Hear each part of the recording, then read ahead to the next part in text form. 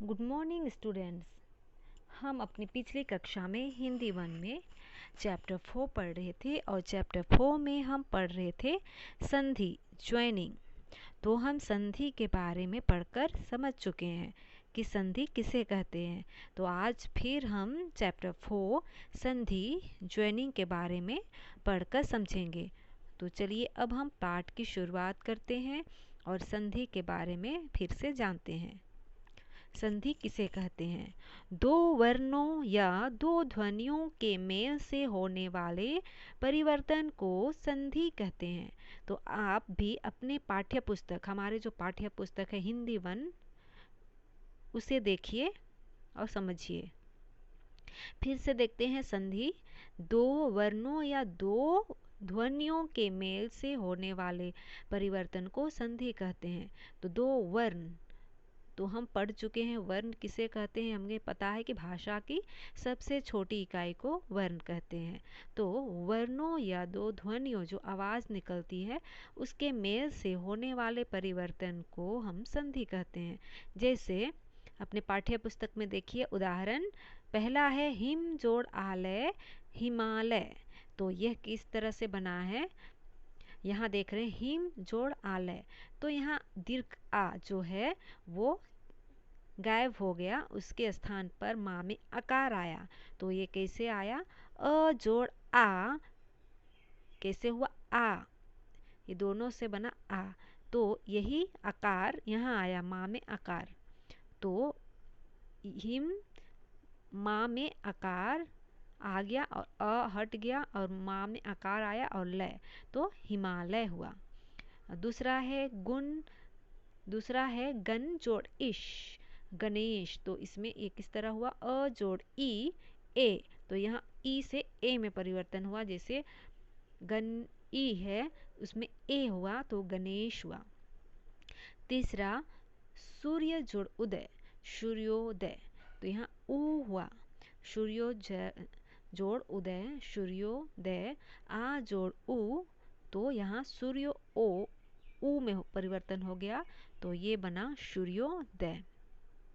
तो पहला शब्द हिमालय में अ जोड़ आ से आ, दूसरा शब्द गणेश में अ जोड़ ई बराबर ए तथा सूर्योदय में आ जोड़ ऊ से ओ परिवर्तन हुआ है तथा दो वर्णों के आपस के मेल से संधि हुई। दो वर्णों के आपस में मिलने से संधि का निर्माण हुआ। तो दो वर्णों या दो ध्वनियों के मेल से होने वाले परिवर्तन को संधि कहते हैं। तो हम उदाहरण देख के समझ चुके हैं। तो आगे हम देखेंगे संधि के प्रकार। संधि के प्रकार, संधि के 3 प्रकार होते हैं। पहला स्वर संधि, दूसरा व्यंजन संधि और तीसरा है विसर्ग संधि। तो पहला देखेंगे स्वर संधि। तो हम अपने पाठ्य पुस्तक में देखिए और समझते जाइए। स्वर संधि तो हम पढ़ चुके हैं, स्वर मतलब होता है आवाज़।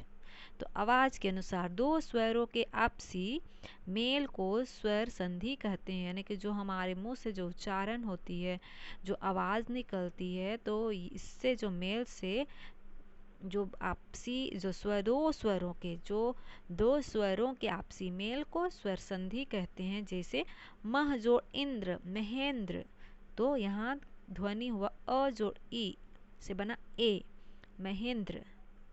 यहाँ पहले शब्द की अंतिम ध्वनि अ है, महेंद्र द्र अ। तो यहाँ पहले शब्द की अंतिम ध्वनि अ स्वर है और दूसरे शब्द की पहली ध्वनि ई स्वर है। इस प्रकार अ जोड़ ई के मेल से ए हो गए हैं। स्वर संधि के भी 5 भेद होते हैं। स्वर संधि के 5 भेद है। पहला है दीर्घ संधि, क दीर्घ संधि, ख गुण संधि, ग वृद्धि संधि, घ यन संधि, अंग आयुधि संधि।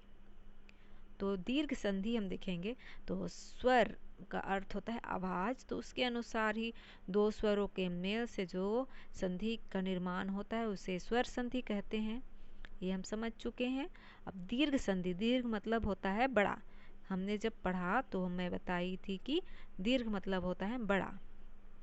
तो किसी स्वर के ह्रस्व या दीर्घ रूप के बाद यदि उसी स्वर का ह्रस्व या दीर्घ रूप आए, किसी स्वर यानी कि जो आवाज़ निकलती है उससे हमें पता चलता है कि ह्रस्व या दीर्घ रूप के बाद यदि उसी स्वर का ह्रस्व या दीर्घ रूप आए तो दोनों मिलकर दीर्घ हो जाते हैं। इसे दीर्घ संधि कहते हैं। दीर्घ संधि के मुख्य नियम व उदाहरण निम्न है।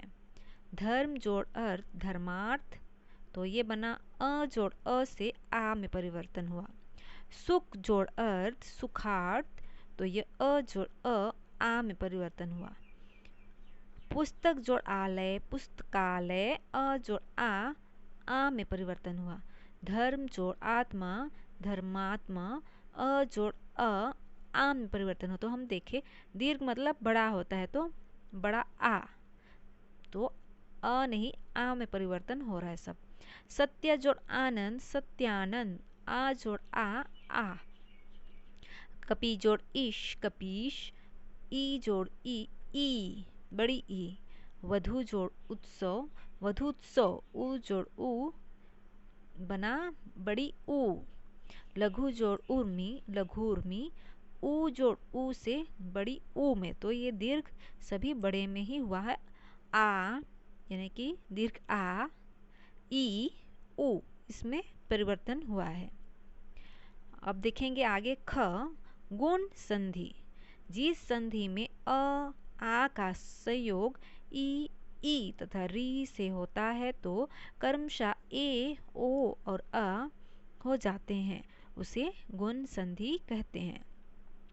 तो गुण संधि में जिस संधि में आ में परिवर्तन होता है और आ का संयोग ई तथा री से होता है तो क्रमशः ए जो ए होता है वो ओ में और आर यानी कि र हो जाते हैं, उसे गुण संधि कहते हैं। तो हमें इतना समझ में आ गया है, तो हम आगे देखेंगे। तो हमें समझ में आ गई है तो हम आगे ग देखेंगे। ग में वृद्धि संधि। तो हम अपने पाठ्य पुस्तक में देख के समझेंगे। हम सभी अपनी पाठ्य पुस्तक देखिए। ग वृद्धि संधि। इस संधि में आ का ए से मेल होने पर, ए तथा आ का ओ से मेल होने पर औ हो जाता है, तो इस मेल को वृद्धि संधि कहते हैं। जैसे महाजोड़ औदार्यम महोदार्य, जल जोड़ ओद जलोद, महाजोड़ ओज महोज, सदा जोड़ एवं सदैव, एक जोड़ एक, लोक जोड़ इष्ण लोकेष्ण। तो ये बना है महाजोड़ औधर्म महोधर्म, ये आ जोड़ औ से औ में परिवर्तन हुआ। तो हम वृद्धि संधि हम देखें ना, इस संधि में आ का जो आ होता है इसका ए से मेल होने पर, ए तथा आ का ओ से मेल होने पर ओ हो जाते हैं। तो इसी का यह उदाहरण दिया गया है। तो हम ये भी समझ चुके हैं, हम देख के समझ गए हैं। तो आगे हम यान संधि देखेंगे कि यान संधि किसे कहते हैं।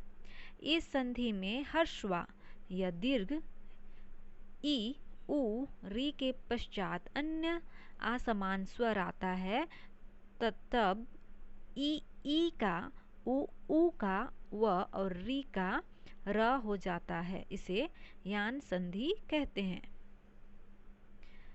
जैसे मातृ जोड़ आज्ञा मात्राज्ञा, यहाँ री जोड़ आ हुआ रा, री जोड़ आ का उच्चारण हुआ रा से, तो मातृ जोड़ आज्ञा मात्राज्ञा मात्राज्ञा हुआ।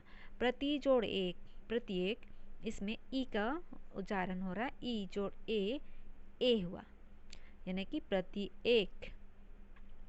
और अति जोड़ अधिक अत्यधिक, इसमें ई जोड़ अ से य हुआ। अति जोड़ उत्तम अत्युत्तम, इसमें हुआ ई जोड़ ऊ से यू में, अति जोड़ आदि इत्यादि, इसमें ई जोड़ आ या हुआ, सु जोड़ आगतम स्वागतम, इसमें ऊ जोड़ आ हुआ वा। तो ये भी हम समझ चुके हैं कि कैसे परिवर्तन हुआ है। तो हम यहाँ देखें, जैसे अति जोड़ अधिक, अत्यधिक, इसमें ई जोड़ अ य, तो यहाँ देख रहे अत्यधिक, तो अधिक परिवर्तन होकर या में परिवर्तन हुआ है, तो ई जोड़ अ या में परिवर्तन हुआ।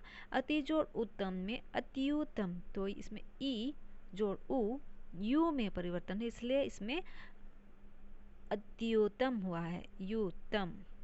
तो इस प्रकार हम यान संधि भी समझ चुके हैं, वृद्धि संधि भी समझ चुके हैं। जब हम अपने से ही पढ़ने शुरू करेंगे, हम खुद से पढ़ेंगे, तो हम खुद से समझ सकते हैं। तो आप इस वीडियो के साथ साथ अपना पाठ्य पुस्तक देखिए और फिर से दोहरावा कीजिए, तो आपको जरूर सब समझ में आ जाएगी। तो आगे हम आयाधी संधि देखते हैं कि आयाधी संधि किसे कहते हैं। इस संधि में ए ओ औ, इस संधि में ए ओ औ वर्णों का मेल किसी अन्य असमान स्वर से होने पर क्रमशः ऐ आय ए आय औ और औ बनते हैं। जैसे भौ जोड़ उक भावुक, तो इसमें हम देख रहे हैं औ यानी कि औ जोड़ उ में परिवर्तन होकर आओ में आया, तो भाव जोड़ उक, तो भावुक हुआ। तो यहाँ भा में आकार उ, ये उ में हुआ हर्षु क, इसमें परिवर्तन हुआ। तो यहाँ देख रहे हैं आओ जोड़ उ आओ। भो जोड़ अन भवन, तो यहाँ देख रहे हैं ओ जोड़ अन औ में परिवर्तन हुआ, इसलिए भवन कहलाया। प जोड़ अन पावन, इसमें आओ जोड़ अ आओ। पाव जोड़ अक पावक, इसमें ए जोड़ अ आओ। ने जोड़ अक नायक, ए जोड़ अ आय। ने जोड़ अन नयन, इसमें ए जोड़ अ ऐ। तो हम अपने से ही पढ़ेंगे तो ही हमको समझ में आ जाएगा। तो हम खुद से ही पढ़ने की कोशिश करेंगे और समझेंगे। तो हम वृद्धि संधि, यान संधि और आयाधी संधि भी समझ चुके हैं। तो हम आगे व्यंजन संधि समझेंगे कि व्यंजन संधि किसे कहते हैं। वीडियो में लिखा हुआ जो शब्द है वह क्लियर नहीं दिखेगा, शार्प नहीं दिखेगा, इसलिए आप अपने पाठ्य पुस्तक में देख के समझिए। तो हम अब दूसरा व्यंजन संधि देखेंगे कि व्यंजन संधि किसे कहते हैं। तो हम अपने पाठ्य पुस्तक में देखेंगे व्यंजन और स्वर तथा व्यंजन एवं व्यंजन तथा व्यंजन का मेल होने से वर्ण का परिवर्तन नया रूप में होता है, उसे हम व्यंजन संधि कहते हैं। यानी कि व्यंजन और स्वर, फिर स्वर तथा व्यंजन एवं व्यंजन तथा व्यंजन का मेल होने से वर्णों का परिवर्तन नया रूप में होता है, उसे हम व्यंजन संधि कहते हैं व्यंजन के अनुसार। तो हम देखेंगे एग्जाम्पल, नीर जोड़ रोग, नीर जोड़ रोग, र जोड़ ओ से हुआ रो, तो निरोग। सत जोड़ मार्ग, तो इसमें आया सत जोड़ मार्ग में त जोड़ म, तो न, तो सन्मार्ग। सत जोड़ जन, त जोड़ ज से ज, तो सज्जन। जगत जोड़ नाथ, तो इसमें आया त जोड़ न, तो जग जोड़ नाथ, त जोड़ न जगन्नाथ। वाक जोड़ में, क जोड़ म से रंग, वाण में। सद जोड़ धर्म, इसमें आया त जोड़ ध तद, तो तद्धर्म। अत जोड़ अंत, तो च जोड़ अ से बना न, तो अंजत। षट जोड़ आनन, तो इसमें आया ट जोड़ आ से ड़ा, तो सड़ानन। दिक जोड़ अंत, क जोड़ अ से ग में परिवर्तन हुआ और यहाँ हुआ दिगांत। दिगांत, दिग जोड़ अंत, तो इसमें दिग जोड़ अंत, क जोड़ अ से बना ग, तो दिगंत। जगत जोड़ इश, त जोड़ ई से हुआ दी, तो जगदीश।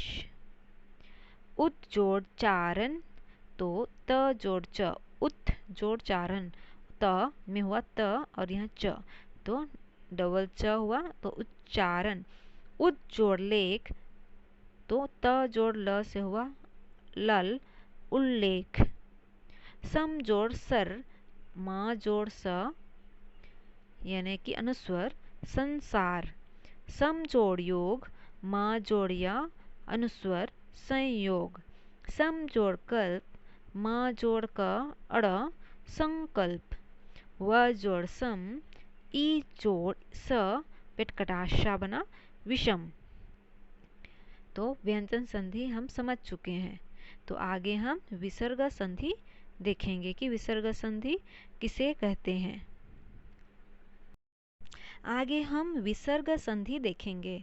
स्वरों या व्यंजनों के साथ विसर्ग के मेल से विसर्ग में जो बदलाव होता है उसे विसर्ग संधि कहते हैं।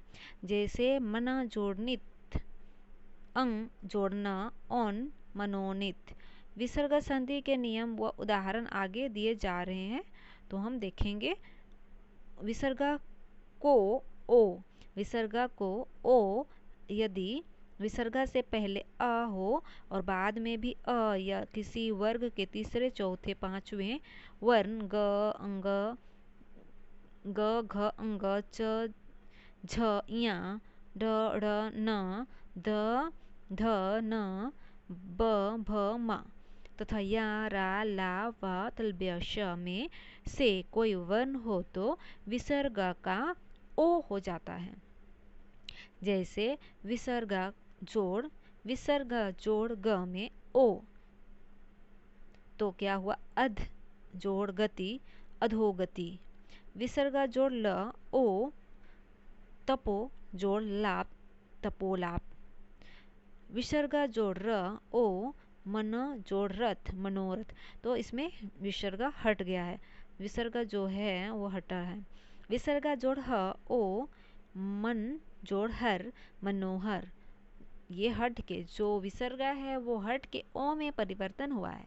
तो हम देख रहे हैं जो विसर्ग है, विसर्ग दिया हुआ है वह हट कर ओ में परिवर्तन हो रहा है। जैसे विसर्ग जोड़ प ओ, तो तप जोड़ बल, तपोबल, ओ में परिवर्तन हुआ, तपोबल विसर्ग के स्थान पर। विसर्ग जोड़ अ ओ, मन विसर्ग बल, मनोबल। विसर्ग जोड़ व ओ, मन विसर्ग वंचित, मनोवंचित। विसर्ग जोड़ न ओ, मन जोड़ नित यानी कि मन विसर्ग नित, मनोनित। तो इस प्रकार हम उदाहरण देखें कि विसर्ग के स्थान पर ओ का परिवर्तन हुआ, विसर्ग के स्थान पर ओ बना। तो यदि विसर्ग है, यदि विसर्ग से पहले अ हो और बाद में भी अ या किसी वर्ग के तीसरे चौथे पांचवें वर्ण ग घ अंग, च झ या, ट ड़ न, द ध न, ब भ म तथा य रा ला वा तल्ब्य श में से कोई वर्ण हो तो विसर्ग का ओ हो जाता है। तो हम एग्जाम्पल देके समझ चुके हैं कि किस तरह विसर्ग के स्थान पर ओ का बना, ओ में परिवर्तन हुआ है। तो ये हम समझ चुके हैं विसर्ग संधि। तो हम आगे समझेंगे। तो आगे हम देखेंगे विसर्ग को र में परिवर्तन किस प्रकार होता है। तो हम अपने पाठ्य पुस्तक में देख के समझेंगे। तो आप सभी अपनी पाठ्य पुस्तक में देखिए, विसर्ग को र यानी कि ख, विसर्ग को र। यदि विसर्ग से पहले आ को छोड़कर कोई अन्य स्वर हो तथा विसर्ग का मेल किसी भी स्तर या धर्म व्यंजन के तीसरे चौथे पांचवें वर्ण ग घ अंग, ज झ या, ड़ ड़ न, द ध न, ब भ म या रा ला व ह में से कोई वर्ण हो तो विसर्ग का र हो जाता है। जो आगे स्वर होने पर उसमें मिल जाता है। जैसे हम एग्जाम्पल देखेंगे, विसर्गा जोड़ अ रा, तो ये बना नी विसर्गा जोड़ आशा निराशा, तो इसमें आ में परिवर्तन हुआ है। विसर्गा जोड़ ब बर, नी विसर्गा बल निर्बल। तो यहाँ हम क्या देख रहे हैं, विसर्गा को र में किस प्रकार उच्चारण होता है। र यदि विसर्गा से पहले अ आ छोड़कर कोई अन्य स्वर हो तो विसर्गा का मेल से अस्तर या धर्म व्यंजन के तीसरे चौथे पांचवें वर्ण परिवर्तन होता है। तो दूसरा हम एग्जाम्पल देखेंगे, विसर्गा जोड़ ब बर, इसमें नी विसर्गा जोड़ बल निर्बल, तो र का यहाँ पर विसर्गा के स्थान पर नी, विसर्गा के स्थान पर निर्बल हुआ र। विसर्गा जोड़ ज जर्ज, तो नी विसर्गा जोड़ जन निर्जन र। विसर्गा जोड़ थ थर, स विसर्गा थक सार्थक। विसर्गा जोड़ अ र, नी विसर्गा आर्थक निरार्थक। तो हम विसर्गा का र समझ चुके हैं कि किस प्रकार इसमें विसर्गा के स्थान पर र का उच्चारण हुआ। आगे हम ग देखेंगे, विसर्गा को श, यानी कि विसर्गा को तलव्य श में परिवर्तन। यदि विसर्गा से पहले कोई स्वर हो तथा विसर्गा का मेल च छ या तलव्य श हो तो विसर्गा का किस तरह परिवर्तन होता है। जैसे विसर्गा जोड़ तलव्य श दूर दू, विसर्गा जोड़ शासन दुर्शासन। विसर्गा जोड़ छ तलव्य श नी, विसर्गा जोड़ छल निश्छल। विसर्गा जोड़ च तलव्य श दू, विसर्गा जोड़ चरित्र दुष्चरित्र। तो हम समझ चुके हैं कि विसर्गा का प्रयोग र में किससे होता है और विसर्गा का प्रयोग तलव्य श में कैसे होता है। अब हम आगे घ में घ देखेंगे। घ नंबर में विसर्गा को पिटकटाशा में परिवर्तन। यदि विसर्गा से पहले ई या उ हो तथा विसर्गा का मेल क ख ग ट ठ प फ से हो तो विसर्गा का पिटकटाशा हो जाता है। जैसे विसर्गा जोड़ क पिटकटाशा, नी विसर्गा ठुर निष्ठुर। विसर्गा जोड़ प पिटकटाशा, दू विसर्गा परिणाम दुष्परिणाम। विसर्गा जोड़ ट पिटकटाशा, धनु विसर्गा टक्कर धनुष टक्कर। विसर्गा जोड़ फ पिटकटाशा, नी विसर्गा जोड़ फल निष्फल। विसर्गा जोड़ प पिटकटाशा, नी विसर्गा जोड़ प्राण निष्प्राण।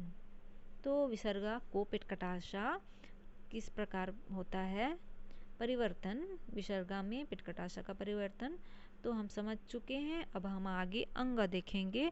विसर्गा को स, विसर्गा से के बाद में यदि त या स हो तो विसर्गा का स हो जाता है। जैसे विसर्गा जोड़ तलव्य श स, तो दू विसर्गा जोड़ साहस दुसाहस। तो यहाँ स से हम देख रहे हैं तो दुसाहस, विसर्गा हटकर स में परिवर्तन हुआ है।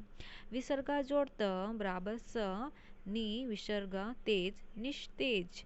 विसर्गा जोड़ त स, नम विसर्गा जोड़ते नमस्ते।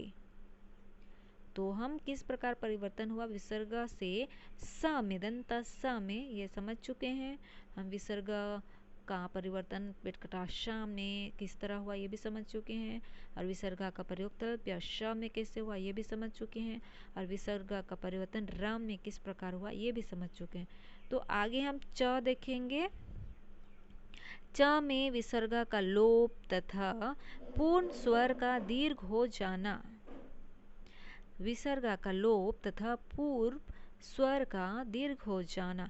यदि किसी विसर्गा के आगे र हो तो